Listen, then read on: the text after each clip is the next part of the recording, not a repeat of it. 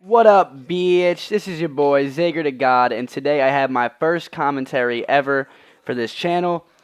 This is a standoff hardpoint against Dare Pro. I think I go 34 and 20 in this gameplay, so this is a pretty good one for you guys.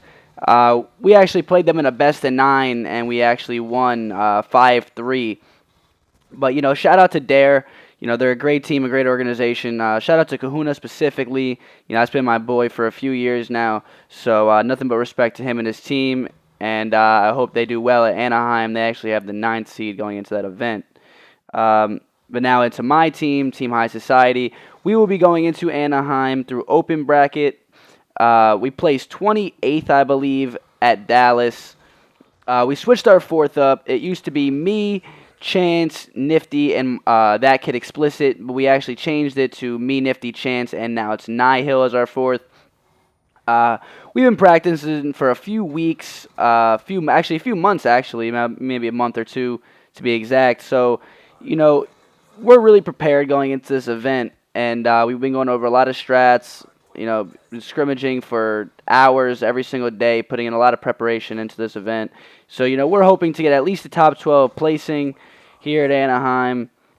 A lot of the teams that are going, they perform well online, and then they go to these events, they talk shit, and they just don't perform on land. And, I don't have a problem with that, so I'm not really one to talk a lot of shit. All I do is I play the game. I tell my team the same thing. There's no need to talk shit. There's no need to, try to insult people over, a video game. All I do is I sit back, I play it, and whatever happens, happens. We have goals. We set goals for ourselves. We set standards, but we just play the game. We don't get ourselves caught up in all that, Twitter nonsense, nothing like that. Another thing about Anaheim is I'll actually be going there about a week early, maybe 5 days early to be exact. I'll be getting there, on that Sunday or Monday before the event. So the event actually starts on Thursday. I'll be getting there Sunday or Monday. I actually have to check my flights. I forget what it is exactly. I'll be going there with my mom, my dad. Usually I just go with my dad to these events. My dad's a really cool dude. He's pretty cool with it. He really doesn't care. He kind of just does his own thing while I'm, in the convention center playing. He never really bothers me. Occasionally, he'll come and watch. But that's all cool. Like I said, my dad's a cool guy. I don't really mind if he watches. He never is, bothersome. He's, not an asshole or nothing like that. So it's 100% cool that he comes. My mom, too. My mom's also, always welcome. She actually went to 3 of the events back in Black Ops 1 when that was on the circuit. She would always go to the events as well. So, my parents are really supportive of this. That's also, pretty awesome. That's always a bonus. A lot of these, new up-and-coming gamers, one of their biggest questions is, how do I get my mom on board and my dad on board, or both parents for that matter, and, how do I tell them, I want to travel for a video game. And, it is what it is. Your parents are either going to like it or not. My parents just so happen to like it. They think it's kind of cool. So, they 100% support me in these events.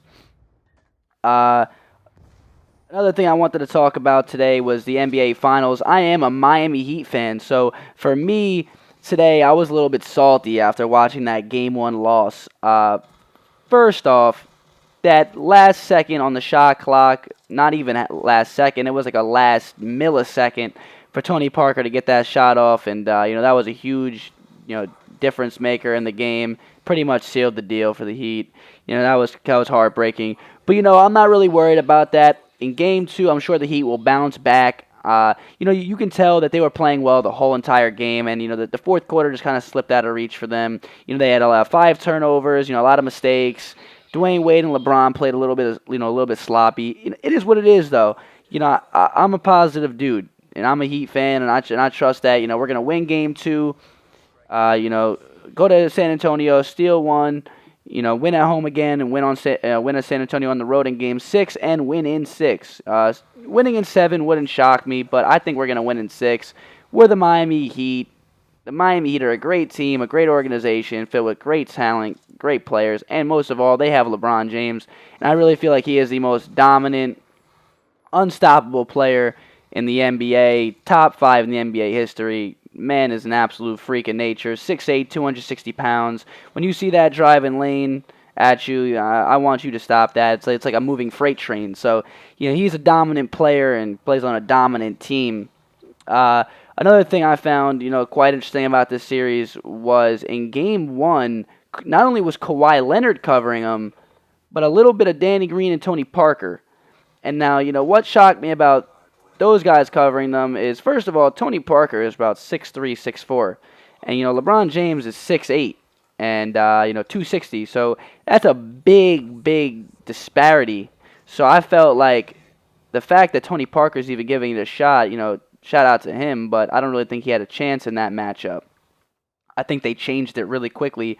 Danny Green is on, Dwayne Wade, which is no really a shocker there. But I really feel like in Game 2, LeBron is just going to take advantage of the matchup because Kawhi Leonard isn't 6'8". He's not 6'7". He has just really long, lanky arms that are kind of hard to shoot over.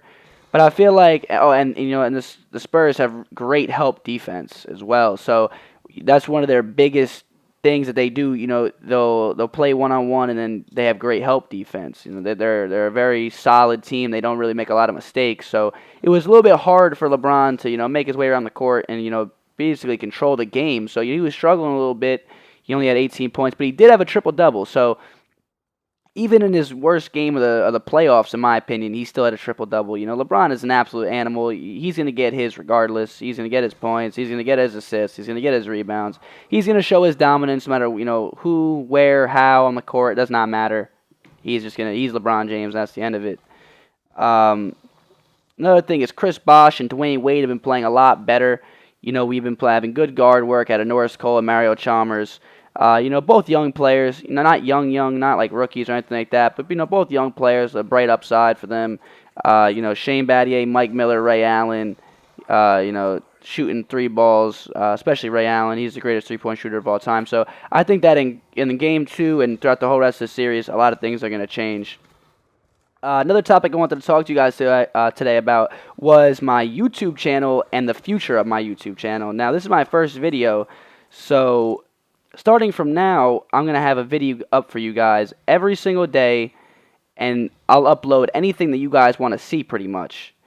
If you guys want to see public matches, league play, competitive, anything you guys want to see, I'm going to put it up.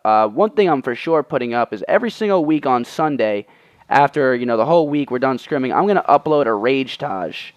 It's pretty much exactly what it is. It's a rage taj. It's going to be all my rages, put in a little montage, and I think it's going to be a little bit funny for you guys. To hear that, I think that's something you guys would enjoy. I'm a pretty funny guy when I get angry. I say some stupid stuff.